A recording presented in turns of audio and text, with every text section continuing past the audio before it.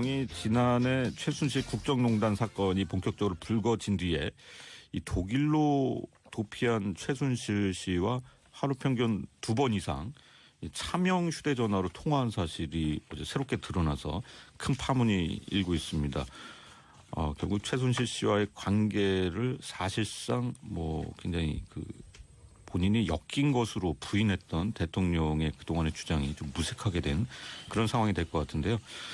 특히 특검은 이 청와대 압수수색 영장 집행의 적법성을 따지는 재판에서 박 대통령이 사용한 차명폰을 확보하기 위해서 청와대 압수수색이 필요하다 이런 주장을 하고 나섰습니다. 오늘도 두 분의 패널 나오셨습니다. 김광진 전 더불어민주당 의원 나오셨습니다. 어서 오세요. 안녕하세요. 네. 김태현 변호사 나오셨습니다. 네, 안녕하세요. 자, 먼저 이 국정농단 의혹이 일파만파 번지던 와중에 대통령과 최순실 씨가 차명 전화로 통한 의심 정황 어제 관련해서 이 정치권 안민석 의원과 이규철 특검팀 대변인의 말을 들어보고 이어가겠습니다. 총리님, 대포폰이 뭡니까? 타인 명의로 개설된 핸드폰이나 스마트폰을 얘기합니다. 왜 대포폰을 개설하죠? 좋은 데 사용합니까? 여러 용도에 사용하는 것인데 일반적으로는 적절치 않은 용도에 사용하기 위해서 만드는 경우가 많은 것으로 알고 있습니다. 보이시피싱, 인신매매, 조폭들이 사용하죠. 만약 대통령께서 대포폰을 사용하셨다면 범죄가 의심되지 않습니까? 그동안 최순실과 대통령 사이에 긴밀한 의사 연락이 있었다는 정황을 포착하고 특검에서는 출범 이래 지금까지 두 사람이 어떤 식으로 통화를 했는지에 대해서 다각도로 조사를 하여 왔습니다. 그런 와중에 최근에 두 사람 사이에 통화가 있었다고 보이는 차명폰 2개가 확인이 되었습니다.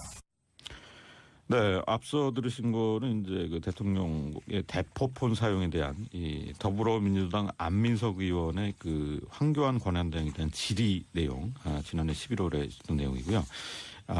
다음은 어제 특검팀의 이규철 대변인의 얘기를 들어보셨습니다. 지금 상황을 보면요, 너무나 좀 충격적인 부분이 있는 것이, 지난해 4월부터 10월까지 대통령과 최순실이 한 570회 통화한 기록이 있다고 특검에서 밝혔고, 특히 이 의혹이 불거지면서 최순실이 독일로 출국한 9월 3일부터 검찰 조사를 위해서 귀국했던 10월 30일까지 대통령과 127회 통화한 것으로 이렇게 파악이 됐어요. 하루에 2번 이상 이렇게 통화를 했다는 얘기인데요. 자, 이거 어떻게 봐야 될까요? 정상적인 통화를 안 한 거로 보이죠. 그러니까 만약에 최순실이 이제 단순한 대통령 입장에서 지인, 네. 너무 친한 지인에서 대통령이 심심하니까 얘기를 하고 싶었다든지, 괴로우니까 괴로움을 토로하고 싶었다든지 이런 일반 지인과의 전화라면 굳이 대포폰을 사용할 필요가 없지 않습니까? 차명폰이죠. 네. 그럼에도 불구하고 이제 차용폰으로 통화를 했다는 거예요. 그것도 하루에 2번. 그리고 당장 문제가 됐던 시기에 집중적으로 통화가 이루어졌죠. 그리고 마지막 통화가 이제 최순실 씨가 귀국하고, 물론 귀국하고 난 다음에는 바로 검찰로 들어갔으니까 통화는 못 했겠지만. 그렇기 때문에 이게 단순히 대통령의 오랜 지인인 최순실과의 일반 신변 잡기적인 통화를 하기 위해서 한 것이 아니라 이 소위 말하는 최순실 게이트, 이것과 관련된 통화를 한 게 아니겠나라는 의혹을 가지고 있는 것이 합리적인 것 아니겠습니까? 네. 어제 이제 한 방송사 보도를 보면은 JTBC였죠. 특히 이제 10월 24일부터 다음날 25일 새벽까지 대통령과 최순실 씨의 차명폰 통화가 무려 이제 10여 차례 이루어졌다는 건데요. 이제 이게 문제의 태블릿 PC 관련 보도가 나오고 나서 10여 차례 통화가 더 이루어졌다는 건데요. 결국은 그동안의 대통령의 설명이 좀 무색해지는 그런 상황인 것 같아요. 예, 그러니까 일단 기본적으로 보면 차명폰이냐 대포폰이냐라고 하는 것도 중요하지만 네. 본인 명의로 만들어진 핸드폰이라 할지라도 그 자체가 문제가 되는 거거든요. 그러니까 대통령이 비화폰이라고 흔히들 불리워지는 도청이 되지 않는 폰을 사용하죠. 그것은 일반적으로 사용하는 대통령 워딩 한마디 한마디가 국가의 기밀이 될 수가 있고 다른 국가나 이런 데서 도청을 하게 될 경우에 심각한 국가 안보가 초래되기 때문에 그렇습니다. 근데 비화폰과 차명폰은 개념이 다른 건가요? 그렇죠. 예. 비화폰은 서로 간의 비화폰을 가지고 있는 사람끼리만 통화가 됩니다. 여기서 전화를 발신하면 음성이 암호화돼서 네네. 저쪽에서 암호가 처리되는 전화기를 갖고 있을 때만 전화가 가능한 도청이 거죠. 불가능하도록. 도청이 불가능하도록. 예. 근데 지금은 사실상 그 전 세계 모든 국가가 대통령의 개인적인 생각들이나 사담들을 또 이 내용 안에 최순실과의 그냥 농담 따먹기를 한 것만 아닐 거 아니겠습니까? 그런 모든 내용들을 다 도청했을 수 있겠다라고 하는 것이기 때문에 네. 말 그대로의 국정농단과 국기문란 행위였다. 라고 하는 것을 먼저 좀 말씀드리고 싶고요. 네. 지금 말씀하셨던 10월 23일, 24일, 25일 이제 이 정도의 시즌이 처음 태블릿 PC 사건이 나고 나서 대통령의 사과가 있던 시기 그리고 개헌이라고 하는 것을 처음에 꺼내들었던 시기 뭐 이제 이런 시기들이 다 맞물려 있는 거지 않습니까? 네. 그러니까 실제 국가의 가장 현재 중대사라고 흔히들 말하고 있고 국가의 대개조라고 말하고 있는 개헌이라고 하는 것도 이 최순실 사건과 태블릿 PC 사건을 덮기 위했던 그 당시에 그냥 꼼수의 일환인 것이 아니었느냐라고 하는 것들을 여실하게 보여주는 거죠. 근데 이런 상황이라면은 이제 여기서 또 되짚어봐야 될 것이 당시에 이제 우병우 청와대 민정수석을 통해서 검찰 수사 상황이 대통령을 통해서 또 최 씨에게 전해졌을 가능성, 이것도 역시 좀 문제가 될 수 있는 부분이고, 특히 그 대통령 측과 연락이 끊긴 것이 이제 최 씨가 귀국한 직후라는 점, 이것이 이제 결국 이제 본인 대 본인 통화가 이루어졌을 것이라는 정황을 또 뒷받침하고 있는 건데, 한편에서는 이 차명 휴대전화 기록이 나왔다고 하지만은 이게 주체가 대통령이 맞는가, 이거는 또 증명할 수 없는 거 아니냐, 이런 반론도 나오는 것 같은데. 그러니까 일단은요, 그 이제 이런 거죠. 그러니까 저는 사실 개인적으로 이 전날 오히려 통화 많이 하는 거 봐요. 귀국하기 전이요. 네, 네. 저는 9월 3일부터 통화가 한 10월 30일까지 127회 통화했다는 거 아니겠습니까? 그 앞전에 저는 통화가 더 주목하는 건데 만약에 청와대 입장에서 이렇게 얘기할 수는 있어요. 야, 태블릿 PC가 터지니까 대통령 야 이거 도대체 뭐야? 이거 뭐야 너? 장관님. 이렇게 확인하려고 했다라고 변명을 할 수 있을 거예요. 그렇다면 그 앞전에 통화하는 것. 그 앞전에 사실 태블릿 PC 문제가 10월 25일에 통화하기 전에 9월 달에 뭐 국회에서 뭐 K재단 미래재단 얘기 나올 땐 네. 뭐 일반적으로 있었던 뭐 재단의 문제라고 생각했지 이렇게까지 큰 문제라는 거 사실 일반 국민들은 몰랐지 않았습니까?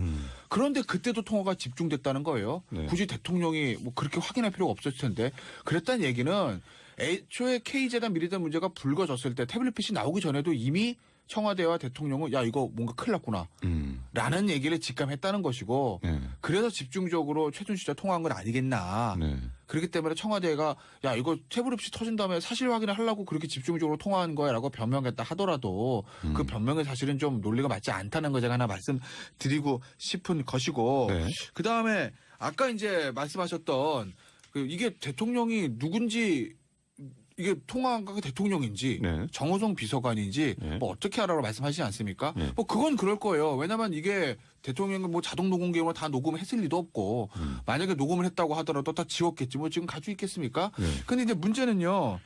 이 특검이 나름대로 굉장히 구체적으로 알고 있지 않습니까? 몇 월부터 며칠까지 몇 회 통화를 했다. 네. 이건 어떻게 이거를 확보했는지 아직까지 그거에 대해서는 밝히고 있지는 않지만 특검의 나름대로 수사가 됐다는 거예요. 나름대로 이렇게 구체적인 숫자를 적시할 수 있는 진술이나 이런 것들이 있다는 것이기 때문에 네. 지금 특검이 얘기했던 대통령과 최순실과 차명 통화 얘기는 저는 뭐 어느 정도 팩트로 된 것 같고 더군다나 특검이 하나 정도는 공개를 했는데 네. 장시호 씨 있잖아요. 네.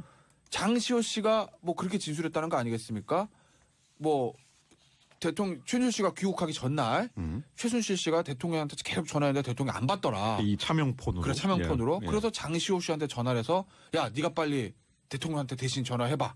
그래서 장시호 씨가 통화를 했다. 통화가 안 되니까. 전화를 했다. 예. 그래서 장시호 씨 어머니 최순득 씨와 다시 통화하게 했다. 뭐 이런 얘기들. 그 최순득 씨를 통해서 통화를 했는데 그렇죠. 이때 이제 박근혜 대통령이 받았다. 귀국해서 조사를 받는 게 좋겠다. 뭐 이런 예. 식으로 말을 최순실 했다는 씨가 거거든요. 최순실 씨가 최순실 씨가 예. 귀국해서 조사를 받아라고 예. 최순득 씨한테 얘기했고 최순득 씨가 그걸 전달했다는 거 아니겠습니까? 장시호 씨가 이렇게 구체적으로 진술하고 있기 때문에 아까 이제 앵커께서 말씀하신 이 차명폰의 대화 주체가 대통령이 맞아? 네. 라는 그런 반론에 대해서는 특검이 반박이 가능한 거죠. 아, 그렇군요.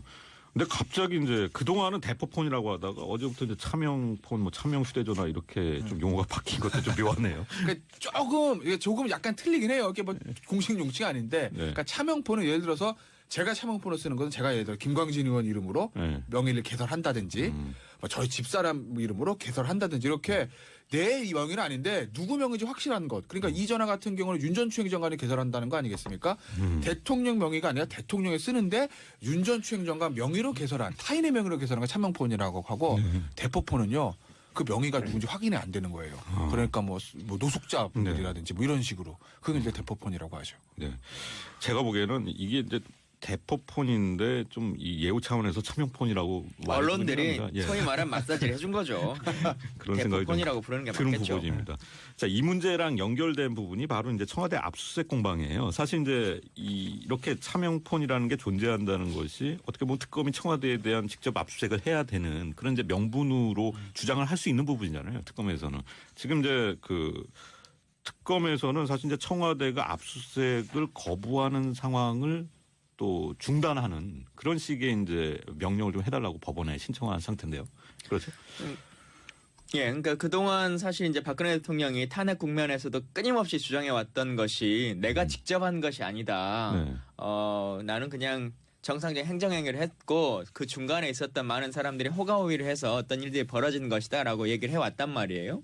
근데 지금 이 내용상이나 지금 그 대포폰을 통해서 여러 가지 얘기를 나눴다라고 하는 것을 확인해 보자면 대통령에 관련한 내용도 직접 확인했고 또 최순실 씨랑도 사전부터 통화를 해왔었고 관련한 내용들도 실제 내용은 지금 공개되지 않았습니다만 이렇게 여러 차례 하루에 3차례 이상씩 계속 얘기를 주고받았기 때문에 관련한 내용들 대통령이 직접 다 관여를 했을 수밖에 없겠다라고 하는 것들을 이제 특검은 주장하고 있는 것 같고요. 네. 실제로 이제 그렇기 때문에 청와대 안에 있는 여러 가지 컴퓨터라든가 부속적인 서류들 이런 것 다 확인해 볼 필요성이 있다고 생각합니다.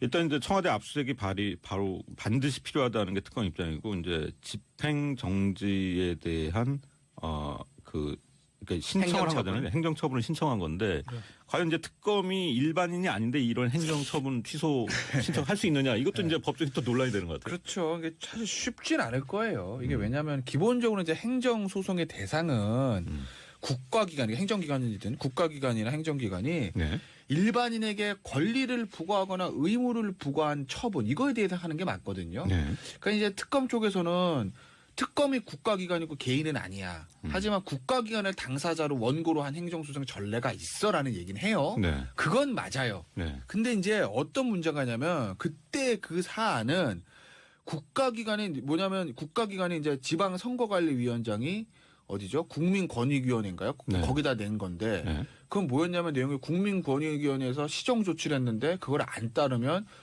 그 지방선거관리위원장이 과태료 처분받는 그런 문제였거든요. 아, 예. 그러니까 지방선거관리위원장이 국가기관이긴 하지만 개인적으로 불이익을 받는 처분이잖아요. 예. 그래서 그걸 행정소송의 대상을 했던 건데. 그러니까 법적으로 문제가 없다. 그렇죠. 예. 근데 이거는 특검이랑 국가기관이 예를 들어서 어떤 행정처분을 따르지 않으면 특검이 박영수 특검이 예를 들어 제재를 받는다든지 개인적으로. 예. 그럼 모를까 그게 아니라 어떤 국가기관으로서 영장 집행이라는 그거에 대한 그걸 거부한 것이기 때문에 네. 과연 이게 행정소송의 대상으로 삼고 행정처벌 받느냐에 대해서는 법적으로 사실 힘들 수는 있어요. 근데 그렇게 다만 보시군요. 특검 입장에서는 이 행정소송이 각하가 된다 하더라도 저는 그럴 확률이 좀 법리적으로 높다고 보거든요. 네. 그렇다고 해서 크게 잃을 것은 없다라는 거죠. 네. 왜냐하면 우리는 이 정도로 청와대 압수수색을 위해서 최소한 노력을 다 했어. 그러니까 청와대에서 빨리 이걸 해줘라는 어떤 명분 쌓기라고 할까요? 그런 측면에서는 얻은 건 있을 거예요.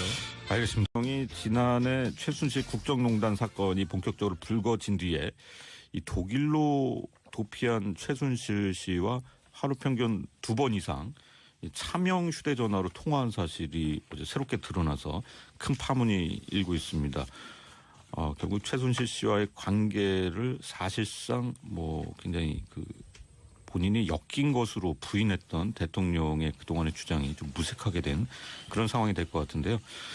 특히 특검은 이 청와대 압수수색 영장 집행의 적법성을 따지는 있었다는 정황을 포착하고 특검에서는 출범 이래 지금까지 두 사람이 어떤 식으로 통화를 했는지에 대해서 다각도로 조사를 하여 왔습니다. 그런 와중에 최근에 두 사람 사이에 통화가 있었다고 보이는 차명폰 2개가 확인이 됐습니다. 네, 앞서 들으신 거는 이제 그 대통령의 대포폰 사용에 대한 이 더불어민주당 안민석 의원의 그 황교안 권한대행에 대한 질의 내용, 지난해 11월에 있었던 내용이고요. 다음은 어제 특검팀의 이규철 대변인의 얘기를 들어보셨습니다. 지금 상황을 보면요, 너무나 좀 충격적인 부분이 있는 것이 지난해 4월부터 10월까지 대통령과 최순실이 한 570회 통화한 기록이 있다고 특검에서 밝혔고, 특히 이 의혹이 불거지면서 최순실이 독일로 출국한 9월 3일부터 검찰 조사를 위해서 귀국했던 10월 30일까지 대통령과 127회 통화한 것으로 이렇게 파악이 됐어요. 하루에 뭐 2번 이상 이렇게 통화를 했다는. 총리님, 대포폰이 뭡니까? 타인 명의로 개설된 핸드폰이나 스마트폰을 얘기합니다. 왜 대포폰을 개설하죠? 좋은 데 사용합니까? 여러 용도에 사용하는 것인데 일반적으로는 적절치 않은 용도에 사용하기 위해서 만드는 경우가 많은 것으로 알고 있습니다. 보이시피싱, 인신매매, 조폭들이 사용하죠? 만약 대통령께서 대포폰을 사용하셨다면 범죄가 의심되지 않습니까? 그동안 최순실과 대통령 사이에 긴밀한 의사 연락. 편에서 박 대통령이 사용한 차명폰을 확보하기 위해서 청와대 압수수색이 필요하다, 이런 주장을 하고 나섰습니다. 오늘도 두 분의 패널 나오셨습니다. 김광진 전 더불어민주당 의원 나오셨습니다. 어서 오세요. 안녕하세요. 네. 김태현 변호사 나오셨습니다. 네, 안녕하세요. 자, 먼저 이 국정농단 의혹이 일파만파 번지던 와중에 대통령과 최순실 씨가 차명 전화로 통한 의심 정황, 어제 관련해서 이 정치권 안민석 의원과 이규철 특검팀 대변인의 말을 들어보고 이어가겠습니다.